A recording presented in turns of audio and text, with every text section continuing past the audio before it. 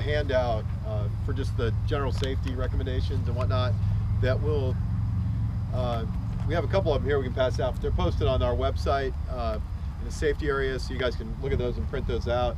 And like I said, I know it's been a late night. I just want to cover a couple things that seem to always come up every year. So, question for the audience, can anyone say what the most common baseball injury in our league is? I think it's what, arm, knee, head? Getting hit by a bat. People hit by a bat, you got it. So pitch counts and all that are important, and we'll go through that, but it's people getting hit by a bat. So every year we have kids that are hit by a bat because some other kid's swinging the bat in the dugout, or they're doing hitting off a tee here, and 5 kids are all swinging their bats at the same time, waiting in line. And so we always have people getting hit in the head, hit in the face, losing teeth, breaking their noses. So I think as a #1 rule as a coach, you need to tell your kids, keep your bat in the bag, keep it hanging in the dugout until it's your turn to hit, your turn to warm up. I mean, it's one thing if you're warming up on deck, but you got 5 kids all standing in the dugout, all waiting to hit, and all 5 of them are swinging the bats around. Someone's going to get hurt, and that's a very preventable injury. So when I haven't coached in a couple years. My older son I coached a lot in Little League, and that was always one of our rules. Keep the bats in the dugout, in your bag, till you're ready to warm up or hit. And so that's one big thing. Second thing I'll talk about is lightning safety. In Florida, we have a lot of lightning and storms, and particularly going into the spring here when it heats up a little into the summer. You got to take that seriously, and we've had a lot of, fortunately we haven't had any bad incident here, but people, you need to be smart about it, right? The lightning alarms are great, and those are everywhere now. We have one here, there's one at Lake Park, all the golf courses around here. So it's pretty obvious if there's lightning around. But I've seen people on the field when that thing's not going off, and your hair's standing on your head, and there's clouds 50 feet above the ground, and you can sense that it's just about to explode. Well, no, the thing's not on, man. It's cool. Let's stay out here and play. I mean, use common sense, right? I mean, that's a great device, but it's not a substitute for common sense. And I've seen people all the time, no, it's cool, man. The lightning thing's not going off, and everyone's hair standing up, and your thing's about to explode. And no, it's cool, man. Go out there in the outfield. So use common sense, I'll say. The lightning alarm is very helpful. That being said, if the lightning alarm does go off, or you're worried about lightning, people tend to go in the dugout and sit in the dugout. That's a metal structure. It's not very lightning safe. Go either up into the upper zone of the clubhouse there if the door's open or somebody has a key, or go to your cars. Just say, hey, we're gonna leave the field, guys. The parents aren't all here, maybe. A couple coaches have cars. Put kids in the car. Go inside. Sitting in the dugout is not smart, but people do it all the time, right? And if that thing does go off, you really have to wait for the all clear. And we never think it's going to happen, but I always mentioned a few years ago that unfortunate high school kid in Fort Myers was walking out to football practice. It was sunny, there were clouds around, and he was struck and killed. That's just a tragedy again that's preventable. Other things we'll talk about: hydration. So again, this time of the year it's not as bad, but as the season goes on, it gets very hot out here, and particularly certain positions like the catcher, they're in a lot of gear. Kids this age they won't take fluids unless you tell them to, right? They just don't. They don't think about it. And in this age group, you really need to push fluids. So whether it's in practice or in a game, encourage your kids to take a break, drink some water, some sports drink, Gatorade, whatever they have, not soda preferably. But as a coach, you really have to encourage them to do that, because they're not going to do it. They just aren't. And heat-related illness can be very serious.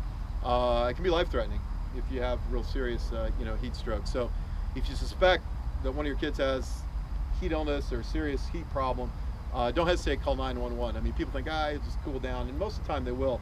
But again, kids drop dead on baseball fields, football fields, sports fields all over the country every year from heat-related illness that a lot of us don't appreciate. So, those are big things. Pitch counts we'll talk about. Everyone's familiar with our pitch counts and the forms we have, and the paperwork you have to fill out for them. They're posted on my safety talk that's online, and also on the Little League International website. And it's just important to follow those. I mean, people talk about type of pitch and what's safe and what's not, and people argue whether curveballs are bad, and generally it depends on the age, but the most common source of injury to young people's arms is just too much throwing. I mean, you want to throw to get strong, but to throw at maximum velocity when you're pitching, and do that day in and day out. I mean, that's like the common denominator when they've looked at arm injuries, at least in kids, is just the amount of throwing they do. And a lot of these kids play year-round, travel ball, they're throwing all the time, they never get a break, and those are the kids you see with shoulder and elbow injuries. Much higher incidence of kids having ulnar collateral ligament or Tommy John surgeries now, than in the past, and a lot of it's just overuse. So overuse injuries, you've got to keep an eye out for those. What else do we have? Rare but life-threatening. I always mention this: if you get hit in the chest with a ball as a coach or a player, if you get hit right in the sternum, it can cause cardiac arrhythmia, which can be life-threatening.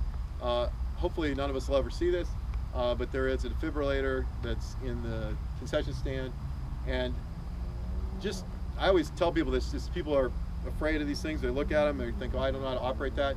They're basically idiot-proof. I mean, anybody can do it. And I'm talking about, hey, if you're at your school and someone has a problem, or you're at work and there's a defibrillator, pull it off the wall, slap the pads on them. It's self-explanatory. The thing will talk to you and tell you what to do. They'll tell you to everyone clear, push the button. I mean, don't be intimidated by that in the event somebody needs it. And in baseball injuries, that's the one, the blow to the sternum. In all likelihood, that's probably not going to happen. More likely than not, Grandpa will have a cardiac event in the stands. But he can use the defibrillator too, so slap it on him if you need it. And so don't be intimidated by that. If you think someone's having a cardiac emergency, call 911, throw the defibrillator on them. Hey Mike, can you use that in arrhythmia situations or just arrest? Both. I mean, the bottom line is a lot of times you don't know if they're having an arrhythmia, and you can slap that on, and it'll tell you. It won't shock them if it's not going to help, right? If the person is just passed out from heat exhaustion and their heart's beating normally, it'll sense a normal rhythm, so you really can't screw it up, basically. So, and that being said, on the cardiac thing, I'd encourage everybody to become CPR certified, save somebody's life. I mean, it could be a family, it could be a stranger, it could be a kid, it could be someone you know or love. And it's very easy to get CPR certified. There's all kinds of online things where you can at least learn about it if you don't have time to get officially kind of certified and go through a course. But something I'd highly recommend, particularly if you're coaching, because people do occasionally have these emergencies, and sometimes some simple interventions can save their lives. I'll wind things up by saying, if you're ever in doubt about anything or have an injury or something you think is serious on the field or in practice, don't hesitate to call 911. I mean, our tax dollars pay for these great EMTs and firefighters to come to your rescue if you have a problem. And don't hesitate to do that thinking, well, I don't know if the kid needs it, he might be okay.